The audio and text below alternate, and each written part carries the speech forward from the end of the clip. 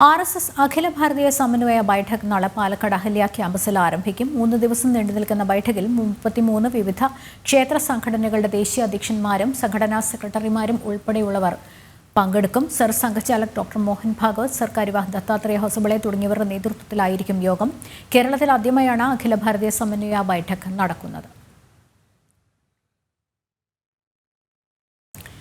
അഖില ഭാരതീയ സമന്വയ ബൈഠക്കിന് നാളെ പാലക്കാട് അഹല്യ ക്യാമ്പസിൽ തുടക്കമാകും. 3 ദിവസമാണ് ബൈഠക് നീണ്ടു നിൽക്കുന്നത്. 33 വിവിധ ക്ഷേത്ര സംഘടനകളുടെ ദേശീയ അധ്യക്ഷന്മാർ, സംഘടനാ സെക്രട്ടറിമാർ ഉൾപ്പെടെയുള്ളവർ പങ്കെടുക്കുന്നുണ്ട്. സർ സംഘചാലക് ഡോക്ടർ മോഹൻ ഭാഗവത്, സർ കാര്യവാഹ് ദത്താത്രേയ ഹൊസബളെ തുടങ്ങിയവരുടെ നേതൃത്വത്തിലായിരിക്കും യോഗം നടക്കുക. കേരളത്തിൽ ആദ്യമായിട്ടാണ് അഖില ഭാരതീയ സമന്വയ ബൈഠക് നടക്കുന്നത്. നാളെയാണ് പാലക്കാട് അഹല്യ ക്യാമ്പസിൽ അഖില ഭാരതീയ സമന്വയ ബൈഠക്കിന് തുടക്കമാവുക. കേരളത്തിൽ ആദ്യമായി നടക്കുന്ന അഖില ഭാരതീയ സമന്വയ ബൈഠക് സർ സംഘചാലക് ഡോക്ടർ മോഹൻ ഭാഗവത്, സർ കാര്യവാഹ് ദത്താത്രേയ ഹൊസബളെ തുടങ്ങിയവരുടെ നേതൃത്വത്തിലായിരിക്കും നടക്കുന്നത്. ബൈഠക്കിൽ 33 വിവിധ ക്ഷേത്ര സംഘടനകളുടെ ദേശീയ അധ്യക്ഷന്മാർ, സംഘടനാ സെക്രട്ടറിമാർ ഉൾപ്പെടെയുള്ളവർ പങ്കെടുക്കുന്നുണ്ട്. RSS അഖില ഭാരതീയ സമന്വയ ബൈഠക് നാളെ പാലക്കാട് അഹല്യ ക്യാമ്പസിൽ ആരംഭിക്കും. വിവരങ്ങൾ നൽകാൻ അരുൺ ആലത്തൂർ ചേരുന്നുണ്ട്. അരുൺ, അഖില ഭാരതീയ സമന്വയ ബൈഠക് കേരളത്തിൽ ആദ്യമായി നാളെ പാലക്കാട് അഹല്യ ക്യാമ്പസിൽ തുടക്കമാവുകയാണ്. കൂടുതൽ വിവരങ്ങൾ എന്തൊക്കെയാണ്? ലക്ഷ്മി, അഹല്യ ക്യാമ്പസിലെ ഞാനിപ്പോൾ നിൽക്കുന്ന 88 ഹാൾ എന്ന ഇവിടെയാണ് സമന്വയ ബൈഠക് നടക്കുന്നത്. ബൈഠക്കിനോടനുബന്ധിച്ചുള്ള ഒരുക്കങ്ങളൊക്കെ തന്നെ പൂർത്തിയായി കഴിഞ്ഞു. ഇപ്പോൾ സുരക്ഷാ പരിശോധനയ്ക്കായി പോലീസിൻ്റെ ബോംബ് സ്ക്വാഡും മറ്റും ഇപ്പോൾ സ്ഥലത്തേക്ക് എത്തിയത് നമുക്ക് കാണാൻ സാധിക്കും. വലിയ സുരക്ഷ തന്നെയാണ് ഇത്തരത്തിൽ ഈ അഖില ഭാരതീയ ബൈഠക് നടക്കുന്നതിനോടനുബന്ധിച്ച് ഇവിടെ ഏർപ്പെടുത്തിയിരിക്കുന്നത് എന്നുള്ളതാണ്. അതിന് പ്രധാന കാരണം നമുക്കറിയാം. സംഘത്തിൻ്റെ സർസംഘചാലക്, അതുപോലെ തന്നെ സർക്കാര്യവാഹ്, സർക്കാര്യവാഹുമാരുൾപ്പെടെയുള്ള ആളുകൾ, ഒപ്പം തന്നെ വിവിധ ക്ഷേത്ര സംഘടനകൾ, അതായത് BJP ആണെങ്കിലും BMS ആണെങ്കിലും ABVP ആണെങ്കിലും അത്തരത്തിൽ വിവിധ 33ഓളം വരുന്ന വിവിധ ക്ഷേത്ര സംഘടനകളുടെ ദേശീയ അധ്യക്ഷന്മാരും അതുപോലെ തന്നെ സംഘടനാ സെക്രട്ടറിമാരും ഒക്കെയാണ് 3 ദിവസം നീണ്ടു നിൽക്കുന്ന ഈ അഖില ഭാരതീയ സമന്വയ ബൈഠക്കിൽ പങ്കെടുക്കുന്നത്. അതുകൊണ്ട് തന്നെ ഇത്രയും പ്രമുഖരായ വ്യക്തികൾ പങ്കെടുക്കുന്ന സാഹചര്യത്തിൽ തന്നെ വലിയ സുരക്ഷയാണ് ഇവിടെ ഏർപ്പെടുത്തിയിരിക്കുന്നത്. ഇപ്പോൾ ഈ ഒരു ഹാളിലാണ് ബൈഠക് 3 ദിവസം നീണ്ടു നിൽക്കുന്ന ബൈഠക് നടക്കുക. അതിൻ്റെ ഒരു ക്രമീകരണങ്ങളും മറ്റുമൊക്കെ അവസാന ഘട്ടത്തിലാണ് ഇപ്പോൾ പുരോഗമിച്ചുകൊണ്ടിരിക്കുന്നത്. സംഘത്തെ സംബന്ധിച്ചിടത്തോളം നമുക്കറിയാം, 1925 ആരംഭിച്ച രാഷ്ട്രീയ സ്വയംസേവക സംഘം അടുത്ത വർഷം 100 വർഷം പൂർത്തിയാക്കുകയാണ്. ആ 100 വർഷം പൂർത്തിയാകുന്ന ഘട്ടത്തിൽ, 100ാം പിറന്നാൾ ആഘോഷിക്കാൻ പോകുന്ന ആ ഒരു ഘട്ടത്തിലാണ് ഇത്തരത്തിലൊരു ബൈഠക്, സമന്വയ ബൈഠക് കേരളത്തിൽ വെച്ച് നടക്കുന്നത് എന്നുള്ളത് വളരെ പ്രാധാന്യം അർഹിക്കുന്ന കാര്യമാണ് എന്നുള്ളതാണ്. ഒപ്പം തന്നെ രാജ്യത്ത് തന്നെ മോദി സർക്കാർ 3ാമതും അധികാരത്തിലേറിയതിന് ശേഷം നടക്കുന്ന ബൈഠക് എന്നുള്ളതും ഒരു പ്രത്യേകതയാണ്. അതോടൊപ്പം തന്നെ പാലക്കാട് ഉപതെരഞ്ഞെടുപ്പിലേക്ക് കടക്കാനിരിക്കുകയാണ്. ഇത്തരത്തിലൊരു വലിയ ഒരു ബൈഠക് യോഗം പാലക്കാട് വെച്ച് തന്നെ ചേരുന്നു എന്നുള്ളതും വലിയ രാഷ്ട്രീയ പ്രാധാന്യം അർഹിക്കുന്ന കാര്യമാണ് എന്നുള്ളതിൽ തർക്കമില്ല. 3 ദിവസം നീണ്ടു നിൽക്കുന്ന ഈ ബൈഠക്കിനെ സംബന്ധിച്ചിടത്തോളം ഏതായാലും 3 ദിവസവും ഇവിടെ വളരെ പ്രധാനപ്പെട്ട ചർച്ചകൾ നടക്കും എന്നുള്ളതാണ്. ഓരോ സംഘടനകളും അതത് സംഘടനകളുടെ പ്രവർത്തന വിവരങ്ങൾ, കഴിഞ്ഞ പ്രവർത്തന റിപ്പോർട്ട് ഈ ബൈഠക്കിൽ അവതരിപ്പിക്കും. അതോടൊപ്പം തന്നെ ഇനി വരും വർഷങ്ങളിൽ കൈക്കൊള്ളേണ്ട ആ ഒരു പ്രവർത്തന രീതി സംബന്ധിച്ചുള്ള കാര്യങ്ങളിലൊക്കെ വിശദമായ ചർച്ച ഈ ബൈഠക്കിൽ ഉണ്ടാവും എന്നുള്ളതാണ് നമുക്ക് മനസ്സിലാക്കാൻ സാധിക്കുന്നത്. സർസംഘചാലകായ മോഹൻ ഭാഗവത്, അദ്ദേഹം 2 ദിവസം മുൻപ് തന്നെ ഈ അഹല്യ ക്യാമ്പസിലേക്ക് എത്തിയിട്ടുണ്ട്. അദ്ദേഹത്തിൻ്റെ നേതൃത്വത്തിൽ വിവിധ ബൈഠക്കുകൾ കഴിഞ്ഞ 2 ദിവസമായി പുരോഗമിക്കുന്നുണ്ട്. ഉന്നതാധികാരികളുടെ ബൈഠക്കും മറ്റുമൊക്കെ അദ്ദേഹത്തിൻ്റെ നേതൃത്വത്തിൽ ചേരുന്നുണ്ട്. മാത്രമല്ല, ഇവിടെ എന്തെല്ലാം തരത്തിലുള്ള കലാംശങ്ങളായിരിക്കണം, എന്തെല്ലാം ക്രമീകരണങ്ങളായിരിക്കണം, ഏതെല്ലാം വിഷയങ്ങളാണ് ചർച്ച ചെയ്യേണ്ടത്, അത്തരത്തിലുള്ള കാര്യങ്ങളിലൊക്കെ അദ്ദേഹത്തിൻ്റെ നേതൃത്വത്തിൽ ഒരു ബൈഠക്കുകൾ കഴിഞ്ഞ ദിവസങ്ങളിലും ഇന്ന് രാവിലെയും ഒക്കെ ചേരുന്നുണ്ട് എന്നുള്ളതാണ് നമുക്ക് മനസ്സിലാക്കാൻ സാധിക്കുന്നത്.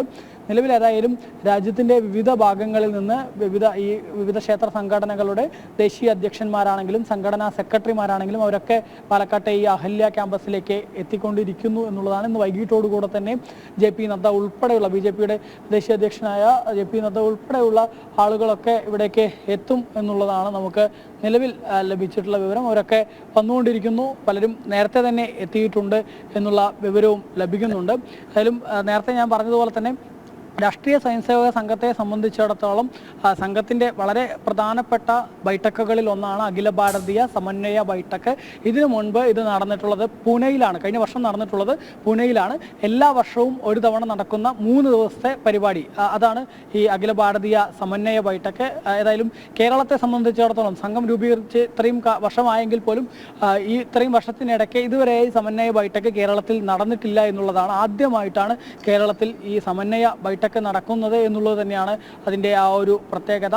എന്തായാലും രാഷ്ട്രീയ സ്വയംസേവക സംഘത്തെ സംബന്ധിച്ചിടത്തോളം ആണെങ്കിലും കേരളത്തിലെ വിവിധ സംഘപരിവാർ സംഘടനകളെ സംബന്ധിച്ചിടത്തോളം ആണെങ്കിലും ഒക്കെ തന്നെ ഇത്തരത്തിലൊരു വലിയ ഒരു ബൈഠക്ക് അത് കേരളത്തിൽ വെച്ച് പ്രത്യേകിച്ച് പാലക്കാട് വെച്ച് നടക്കുന്നു എന്നുള്ളത് വിവിധ ക്ഷേത്ര സംഘടനകൾക്കൊക്കെ വലിയ ആവേശവും ഊർജ്ജവും പകരുന്ന കാര്യമാണ് എന്നുള്ളതിൽ തർക്കമില്ല. കാരണം കഴിഞ്ഞ തെരഞ്ഞെടുപ്പ് കാലത്ത് ഉൾപ്പെടെ നമുക്ക് കൃത്യമായി തന്നെ BJP എത്രത്തോളം വോട്ട് വർദ്ധിപ്പിച്ചു എന്നുള്ളത് കേരളത്തിൽ കണ്ടതാണ്.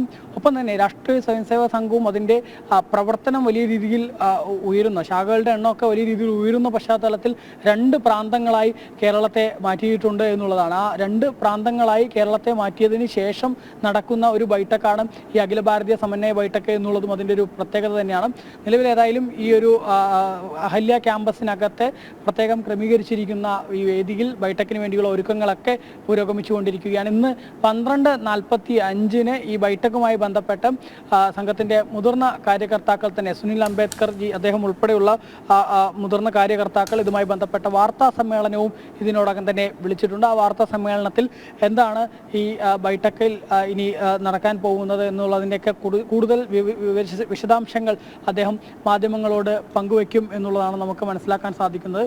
നിലവിൽ ഏതായാലും ഈ ബൈഠക്ക് നടക്കുന്നവിടേക്ക് വിവിധ നാടുകളിൽ നിന്നുള്ള കാര്യകർത്താക്കളൊക്കെ എത്തിക്കൊണ്ടിരിക്കുന്നുണ്ട്. ഒപ്പം തന്നെ ദേശീയ മാധ്യമങ്ങൾ ഉൾപ്പെടെ ഇവിടേക്ക് എത്തിക്കൊണ്ടിരിക്കുന്ന ഒരു കാഴ്ചയും കാണാൻ സാധിക്കുന്നുണ്ട്. യെസ് അരുൺ, അതാണ് കാരണം സംഘത്തിന്റെ വിവിധ ക്ഷേത്ര സംഘടനകളുടെയും പ്രധാന ഭാരവാഹികൾ വർഷത്തിൽ ഒരു തവണ ഒത്തുചേരുന്ന പ്രധാന വേദിയാണല്ലോ അഖില ഭാരതീയ സമന്വയ ബൈഠക്ക്. കഴിഞ്ഞ വർഷം പൂനെയിൽ നടന്നു. നമുക്കറിയാം ഈ എല്ലാ സംഘടനകളും അതത് പ്രവർത്തന മേഖലകളിലെ വിവരങ്ങൾ ബൈഠക്കിൽ പങ്കുവയ്ക്കും എന്നുള്ള ഒരു സംഗതിയുണ്ട്. അപ്പോൾ വയനാട് തന്നെ ദുരന്തം നടന്നപ്പോൾ സേവാഭാരതി എത്രത്തോളം ശ്ലാഘനീയമായ പ്രവർത്തനമാണ് അവിടെ കാഴ്ചവെച്ചത് എന്ന് നമുക്കറിയാം. അതൊക്കെയായി ബന്ധപ്പെട്ടപ്പോൾ കേരളത്തിൽ നടക്കുന്ന അഖില ഭാരതീയ സമന്വയ ബൈഠക്കിൽ ഈ വിവരങ്ങളെല്ലാം ചർച്ചയാകുമല്ലോ. നേരത്തെ അരുൺ പറഞ്ഞതുപോലെ BJPയുടെ കേരളത്തിലെ വളർച്ച തിരഞ്ഞെടുപ്പിലൊക്കെ കാഴ്ചവെക്കുന്ന പ്രവർത്തനം ഉൾപ്പെടെയുള്ളത്.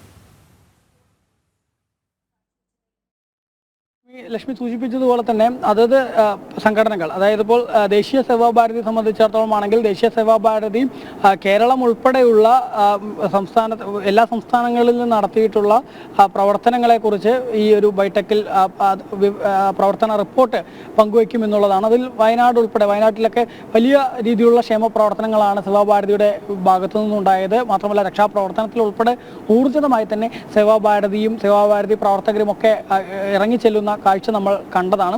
അത്തരത്തിലുള്ള കാര്യങ്ങളൊക്കെ വിശദമായി തന്നെ ഈ ഒരു ബൈഠക്കിൽ ചർച്ചയാവും എന്നാണ് നമുക്ക് മനസ്സിലാക്കുന്നത്. മാത്രമല്ല വയനാടിൻ്റെ പുനരധിവാസം ഉൾപ്പെടെയുള്ള കാര്യങ്ങളിൽ ഇനി സേവാഭാരതി ഭാവിയിൽ ചെയ്യാൻ ഉദ്ദേശിക്കുന്ന കാര്യങ്ങൾ സംബന്ധിച്ചൊക്കെ ഒരു ചർച്ചകൾ ഈ ഒരു ബൈഠക്കിൽ ഉണ്ടാവും എന്നുള്ളത് തന്നെയാണ്.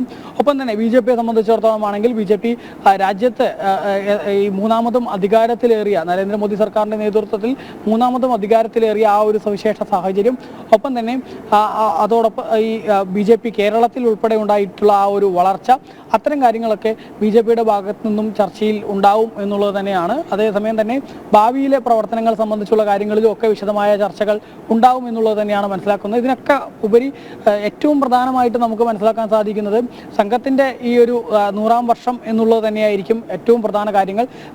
സാധാരണ നമുക്കറിയാം മറ്റ് സംഘടനകളൊക്കെ ഈ 100ാം വർഷത്തിലേക്ക് കടക്കുമ്പോൾ വലിയ വിപുലമായ പരിപാടികളും മറ്റുമൊക്കെ നടത്തിക്കൊണ്ടായിരിക്കും അതിൻ്റെ പിറന്നാൾ ആഘോഷങ്ങൾ വലിയ വിപുലമായിട്ട് സംഘടിപ്പിക്കുക. പക്ഷേ രാഷ്ട്രീയ സ്വയംസേവക സംഘത്തെ സംബന്ധിച്ചിടത്തോളം നിലവിൽ ശാഖകളുടെ പ്രവർത്തനം അടിത്തട്ടിൽ തന്നെ എത്തിക്കുക, ധാരാളം ശാഖകളുടെ എണ്ണം വർദ്ധിപ്പിക്കുക എന്നുള്ളതാണ് 100ാം വർഷത്തിനോടനുബന്ധിച്ച് ഓരോ സ്വയംസേവകനും ചെയ്യേണ്ടത് എന്നുള്ളതാണ് രാഷ്ട്രീയ സ്വയംസേവക സംഘം ഇതിനോടകം തന്നെ നിർദ്ദേശം നൽകിയിട്ടുള്ളത്. അതല്ലാതെ മറ്റ് വിപുലമായ ആഘോഷ പരിപാടികളിലേക്ക് കടക്കില്ല എന്നുള്ളതാണ് നമുക്ക് നിലവിൽ ലഭിച്ചിട്ടുള്ള വിവരം. പക്ഷേ ഈ ബൈഠക്കിൽ ഇനി മറ്റേതെങ്കിലും തരത്തിലുള്ള പരിപാടികൾ ഇതുമായി ബന്ധപ്പെട്ട് നടത്തുമോ എന്നുള്ളതൊക്കെ നമുക്ക് കൂടുതൽ വ്യക്തമാവും എന്നുള്ളത് തന്നെയാണ്. നിലവിൽ ഏതായാലും ഈ ബൈഠക്കിനോടനുബന്ധിച്ച് കേരളത്തിലെ മുതിർന്ന പ്രാന്ത കാര്യകർത്താക്കളുടെയും മറ്റുമൊക്കെ നേതൃത്വത്തിൽ തന്നെയാണ് ഇവിടെയുള്ള അറേഞ്ച്മെന്റ്സ് എല്ലാം ഒരുക്കങ്ങളെല്ലാം നടത്തിക്കൊണ്ടിരിക്കുന്നത്. അത് സ്റ്റേജിന്റെ ക്രമീകരണമാണെങ്കിലും മറ്റ് ഈ പോലീസ് ഉൾപ്പെടെ ബോംബ് സ്ക്വാഡും മറ്റുമൊക്കെ എത്തി അവരുടെ ഭാഗത്തു നിന്നുള്ള ഒരു പരിശോധന മറ്റൊരു ഭാഗത്ത് നടത്തുന്നുണ്ട്. അങ്ങനെ എല്ലാ തരത്തിലുള്ള സുരക്ഷാ പരിശോധനകൾ ഒരു ഭാഗത്ത് നടത്തുന്നു, മറ്റ് ക്രമീകരണങ്ങൾ സംഘകാര്യകർത്താക്കളുടെ നേതൃത്വത്തിൽ മറ്റൊരു ഭാഗത്ത് നടക്കുന്നു. അങ്ങനെ എല്ലാ ഒരുക്കങ്ങളും ദ്രുതഗതിയിൽ തന്നെ പുരോഗമിച്ചുകൊണ്ടിരിക്കുന്നുണ്ട്. നാളെ രാവിലെ, ഇന്ന് വൈകിട്ടോടുകൂടെ തന്നെ എല്ലാ കാര്യകർത്താക്കളും എത്തിച്ചേരും. നാളെ രാവിലെയാണ് ഈ ബൈഠക്കിന്റെ തുടക്കമാവുക, അതിന്റെ ഉദ്ഘാടന സഭ ഉണ്ടാവുക. നാളെ രാവിലെ 10 മണിയോടെ ആയിരിക്കും എന്നുള്ളതാണ് നമുക്ക് ലഭിക്കുന്ന വിവരം. മാധ്യമങ്ങൾക്ക് ഉദ്ഘാടന സഭ ചിലപ്പോൾ കവർ ചെയ്യുന്നതിന് വേണ്ടിയുള്ള അവസരം നൽകും എന്നുള്ളതാണ് അറിയാൻ കഴിയുന്നത്. ഒപ്പം തന്നെ സർസംഘചാലകർ ഉൾപ്പെടെ പങ്കെടുക്കുന്നത് കൊണ്ട് തന്നെ പോലീസിന്റെ ഭാഗത്തു നിന്ന് വലിയ സുരക്ഷ ഏർപ്പെടുത്തിയിട്ടുണ്ട്. ഇതിനോടകം തന്നെ ഇസഡ് കാറ്റഗറി സുരക്ഷ പ്രധാനമന്ത്രിക്കും അതുപോലെ തന്നെ അമിത്ഷായ്ക്കും ഒക്കെ നൽകുന്ന തരത്തിലുള്ള സുരക്ഷ തന്നെയാണ് സർസംഘചാലകിന് നൽകുന്നത് എന്നുള്ളത് കൊണ്ട് തന്നെ കൂടുതൽ പോലീസുകാരും മറ്റുമൊക്കെ ഇവിടേക്ക് എത്തുന്ന കാഴ്ചയും ഇപ്പോൾ കാണാൻ സാധിക്കുന്നുണ്ട്. ഏതായാലും കേരളത്തിൽ ഇത്തരത്തിലൊരു ബൈഠക്ക് ആദ്യമായി നടക്കുന്നു എന്നുള്ളത് വളരെ പ്രാധാന്യം അർഹിക്കുന്നു. അതിൽ ഇനി എന്തെല്ലാം വിഷയങ്ങൾ ചർച്ചയാവും, അതോടൊപ്പം തന്നെ എന്തെല്ലാം കാര്യങ്ങളായിരിക്കും ഈ ബൈഠക്കിൽ നടക്കുക, ബൈഠക്കിലെ തീരുമാനങ്ങൾ എന്തൊക്കെയായിരിക്കും തുടങ്ങിയ കാര്യങ്ങളൊക്കെ നമുക്ക് വരും ദിവസങ്ങളിൽ കൂടുതൽ വ്യക്തമാക്കാൻ കഴിയും.